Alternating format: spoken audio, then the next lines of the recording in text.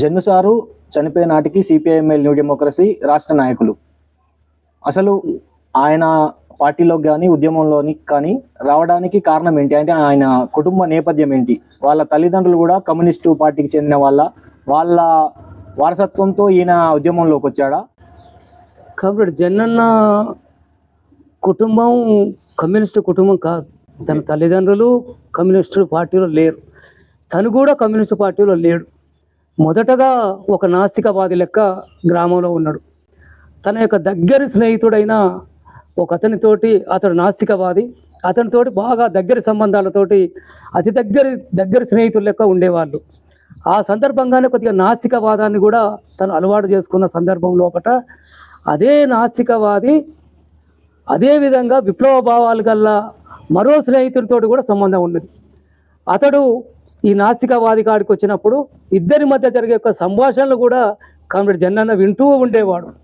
అట్లా క్రమంగా నాస్తికవాదం నుంచి కమ్యూనిజం వైపు తన ప్రయాణాన్ని కొనసాగించాడు. సో అలా నాస్తికత్వం నుంచి మెల్లగా కమ్యూనిస్ట్ భావాలు అలవర్చుకున్నాడు. తను అప్పటికే తన కుటుంబం అంతా కూడా చాలా పేద కుటుంబం, 4 చెల్లెళ్ళు, వాళ్ళందరి పెళ్ళిళ్ళు కూడా తన బాధ్యతలే ఉంది. వాళ్ళమ్మ చనిపోయి ఉన్నది, తనకు ఎలాంటి ఆస్తిపాస్తులు లేవు, తన నాన్నగారు కూడా ఒక పాలేరు.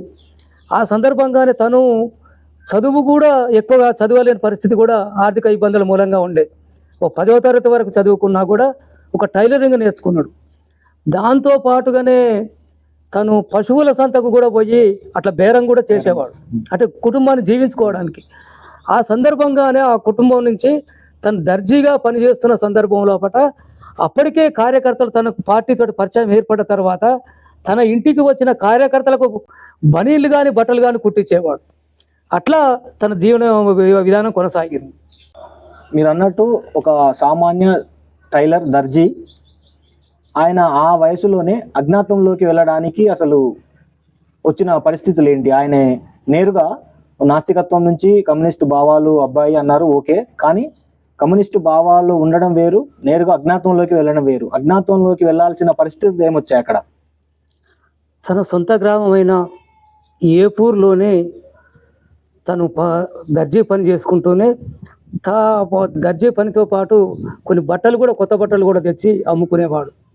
ఈ సందర్భంగానే గ్రామంలో జరుగుతున్న అరాచకాలలో ఒకటి, ఆ తర్వాత కొద్దిగా పార్టీతోటి పరిచయం ఒకటి.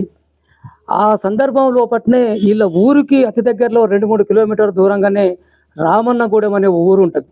సూర్యాపేట జిల్లా రామన్నగూడెం ఆత్మకూరస్ మండలం పరిధిలోని ఏపూరుకు దగ్గరలోనే రామన్నగూడెం అనే ఉంటుంది.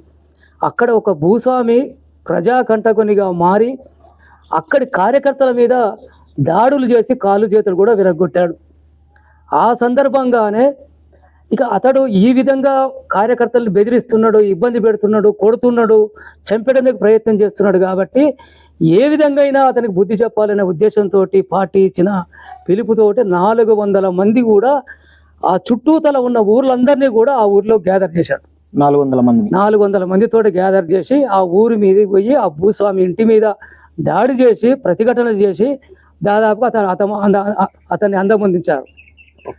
ఆ సందర్భంగానే దాదాపుగా ఒక 70 మందికి పైగానే వాళ్ళ మీద కేసులు పెట్టడం కూడా జరిగాయి. ఈ 400 మందిలో అంటే దాని చుట్టూతల ఊర్లు అందరూ కూడా ఉన్నారు.